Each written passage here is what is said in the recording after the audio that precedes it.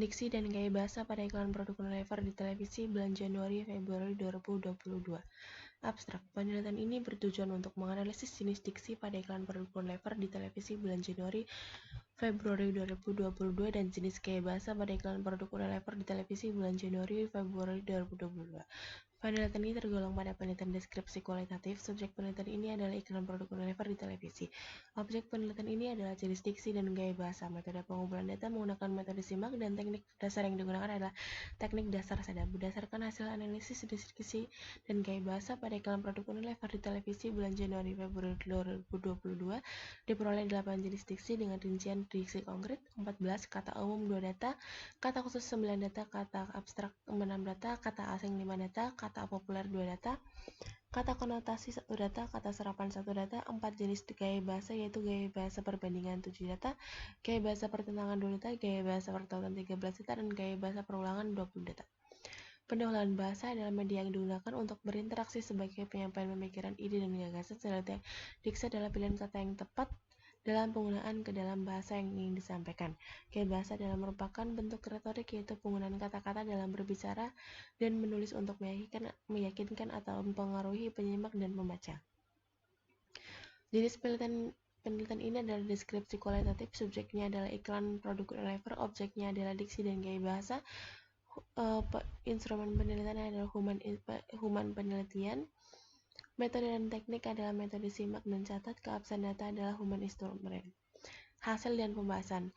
Ditemukan jenis diksi yaitu jenis diksi umum, konkret, khusus, abstrak, asing, populer, konotasi, dan serapan. Selanjutnya jenis gaya bahasa yang ditemukan adalah perbandingan, pertentangan, pertautan, perulangan. Kesimpulan, 12 jenis diksi menurut Keraf itu ditemukan 40 jenis diksi. Jenis diksi yang paling banyak ditemui adalah diksi kata konkret dengan jumlah 14 data.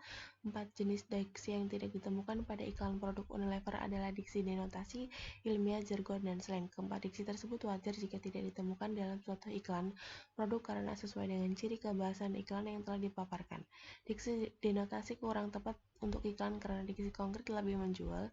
Keduanya memang mengharuskan adanya referen, tetapi diksi konkret memiliki keunggulan yang dapat diinderakan. Kata-kata konkret demikian menunjuk kepada barang yang aktual dan juga spesifik dalam pengalaman. Kata konkret yang digunakan menyajikan gambaran yang hidup dalam pikiran pembaca melebihi kata-kata lain.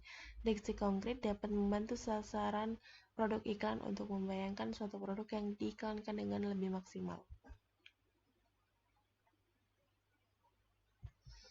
Dari 4 jenis gaya bahasa menurut Tyrigan ditemukan 39 jenis gaya bahasa.